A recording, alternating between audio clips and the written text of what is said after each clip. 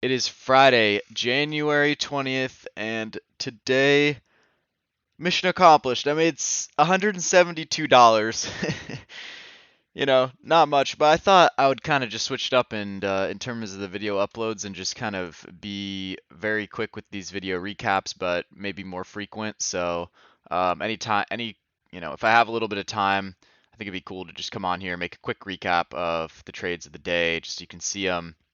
And even though, there were only two kind of names I traded and only $172 of profit. Part of that's just due to trading smaller size, but there's still good takeaways and still, the setups that I can show you. The setups are the setups, right? And then the size you take is a different thing. So, um, with Nvidia here, I was, watching all sorts of names off the open, and I didn't take any trades. So this was my first trade here after 10 o'clock. So I've been sitting around for about half hour just watching different tickers. And if you flip around to some of these, like there were way stronger names. I mean, we had a, brief moment in the market where we were selling off just off the open the first few minutes, one, two, three, kind of, the first like maybe 10 minutes or so, we were kind of selling off, and on the Nasdaq about the same. But after that, just straight up like to the upside. It was kind of a grind. We've since kind of accelerated, so you can see these names really taking off now. But in terms of just that kind of 10 o'clock period and just kind of first hour after the open, that's kind of when we got some of our choppier action on the day. We've kind of, like I said, accelerated since. But looking at some of these names, there were definitely way stronger names. If we look at, I remember Google was just flying. I mean, this stock was going just straight up off the open. So this one was moving fast. I didn't touch it. And then I don't know, we had a bunch of other names that were just way stronger than the name I actually chose to trade, which was Nvidia. So Nvidia was actually below where it opened up for like most of that first hour. Even while the market was moving higher, this one was like literally just moving lower, and I didn't really want to touch it because of that. But this is just kind of one of those moments where I was like, all right, well, I don't really know the long-term view on this, but when I saw this setup, this is exactly what I was looking at. And right when I entered it right here, this is kind of what it looked like. And I decided that I did want to jump in right here because I thought if we break, this kind of high here at 170, we should rip kind of straight to at least the pre-market high, which is about 60 cents. And then I really do think kind of sky's the limit. Like we don't really have any reason you know, to fall back down, which is what we ended up doing. So it's just kind of a choppy day there early on. But if I do zoom out and go to about like a 5 minute here, so you can see it has all this congestion from yesterday here, but it was kind of bouncing off the lows. And I thought here ripping up through 171, I didn't really see any reason why we shouldn't be able to kind of continue to 172, 173. We have done that today. I mean, look at this gargantuan move. But of course, it came way later. So this became a huge leader on the day, but not when I was in that trade. In fact, it came all the way back down, touched a new low on the day after I was done with the trade. But I thought maybe this had a shot of to keep going. I wasn't sure why, it in the end it started failing and I had to get out, but I was left a little bit like, all right, like I guess, I'll get out, take a smaller win on it than I would have liked. So what ended up happening is it shot right up.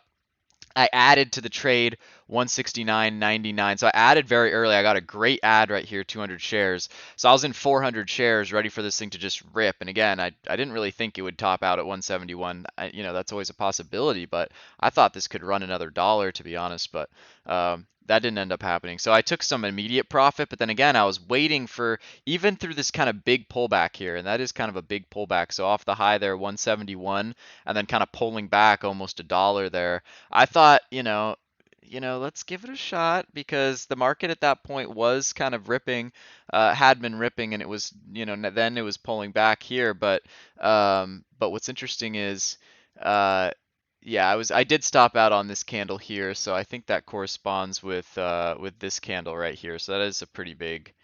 Actually, that corresponds with this. Wait, what time was that? Let's see. This was 10:11. So if we go to 10:11, we can see what the Nasdaq was doing. So just like a little pullback, and on that candle, you know, Nvidia was giving up like its entire kind of breakout there. So I did end up stopping out at about break even. So these 200 shares, I was just break even. So it was almost as if I just did this 200 and sold them here.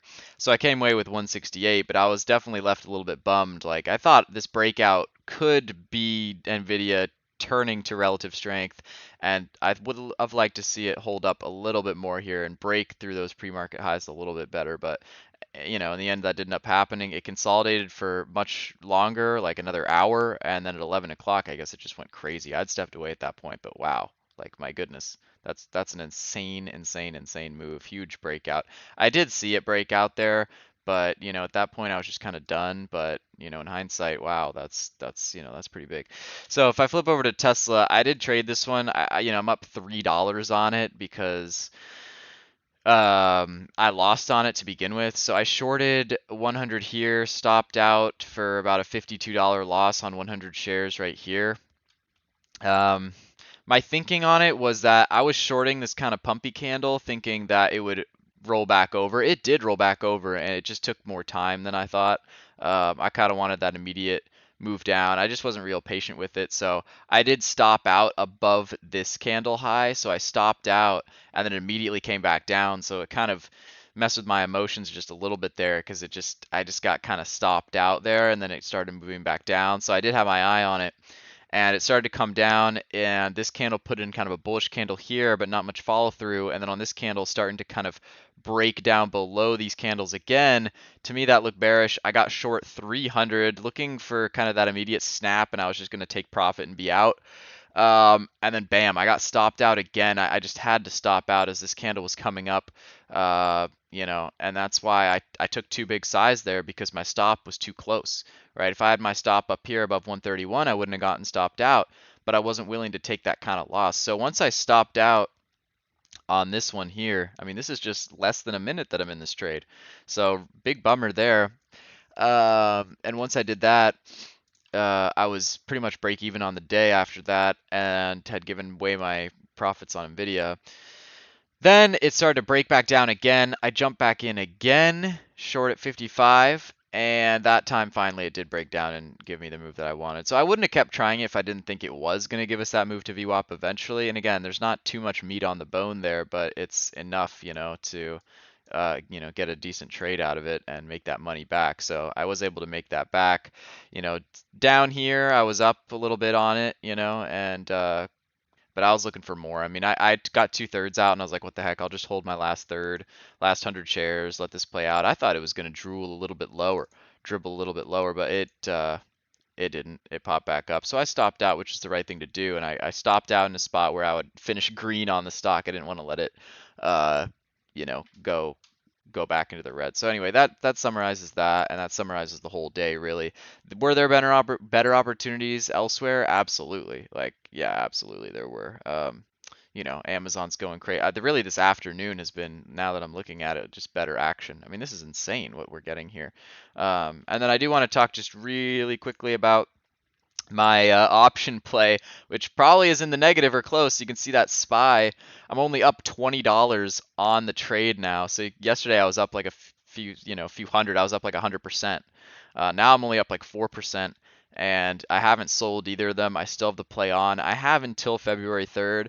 So here's kind of where my head's at, looking at this huge move to the upside on SPY. I mean, really at the end of the day, this is all just noise while we're in between these two trend lines, and I'm not gonna I'm gonna say like, and I'm gonna say that my stop is gonna be above this high here and a breakout above this trend line. That's what I had said before. So I'm going to stick to that.